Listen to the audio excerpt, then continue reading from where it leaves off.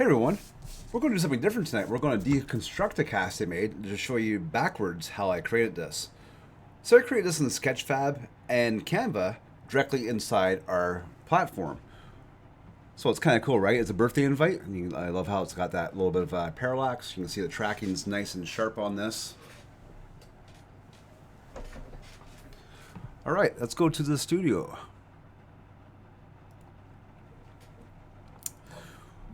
So what I did is I created in Canva first. So let me just go over to Canva for a second. So here's the Canva design, but I actually created it inside PrintCast Studio. So when you start creating a cast, you're offered the option to upload an image or design in Canva. In this case, I'm going to go Cast Properties, select a new file, and go Edit on Canva. So this brings up Canva in our studio. So this lets me edit Canva designs that I've already created inside the studio.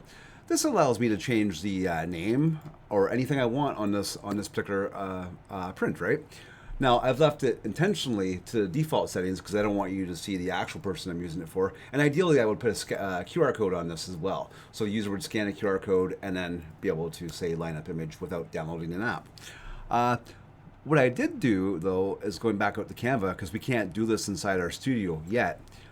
I want to have a blank PNG. So I duplicated this file here, and I've got this PNG, and I simply went Share, Download, Transparent Background, and I only picked page 2 on my particular design. You might name that something different. It might be page 3, it might be page 1. And what I mean by this, let me just close this, is you notice how it's got this Daniel birthday on here? Well, that's actually just a PNG of that item. So that's what gives me that foreground look. So that's how the dinosaur is popping through this part. Actually, I'm going to use this screen. It might look a little bit bigger. So that's how we get that look with the birthday and the dinosaur popping out below it, as well as the ferns and whatnot below, okay? That's how it gives a little bit more dimension just by using a simple 2D image. Let me just put this back. So also below this, I have a 3D box. Okay? So I put it in position, and I went to Cast Properties, and I went to Objects Below Grid or Visible, If Behind Image. If I turned If Not Behind Image, and I went Update, and I'm just going to resave this, you'll see what will happen here. I'm just going to check out. Return to studio. We'll just refresh this. And we'll see that it no longer has that depth to it. See? Now the dinosaur is just coming out. Anything below that image will not show. So to turn that back on, we're just going to go to Cast Properties, and we're going to go If Behind Image, Update, Save, and check out again for free. Return to studio. So another element that I've added real quick was a border. I just did this in a graphic editor where I quickly made it so. The reason I do that is, let me just refresh this so we get that back to normal. I like extending the edges a little bit on augmented reality prints, on WebAR prints, so that way you don't see the edge of the paper if it's a little bit of an offcut or there's a little bit of a white edge. This will just go extend a little bit beyond the actual print itself, so that you can get that nice uniform look and not have any paper come out over the edge, as you can see there. But you can see the tracking is nice and stable. Let's break this down a little bit further. So this dinosaur, this was created by, this is available on Sketchfab. There's a C here. So last quite a spice. I'm not sure if I'm saying that right, but that's the creator that made this design. Let's just put this back down here. Is there anything else I can show on this? Oh yes, the buttons. So these buttons have links to them.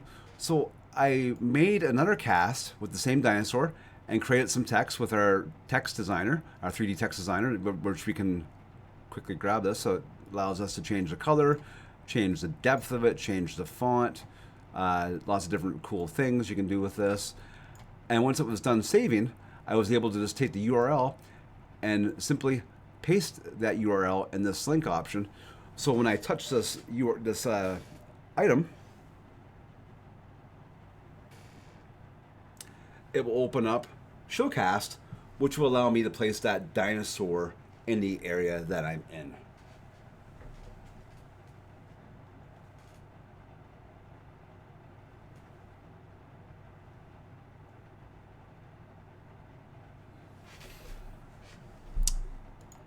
And these buttons are simply generated by going to, let's just do it this way.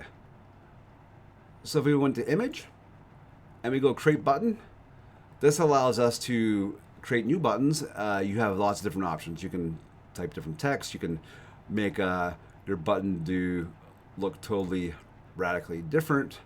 You have full options of all the color for the text, the upper gradient, the lower gradient, the border itself, as well as the actual text shadow. So you can modify this. So if I want this lower gradient to be blue, we can do that. We have full control of every single option to make nice custom buttons right inside the studio. So other than that, that's pretty much how I designed this. I grabbed a few different elements.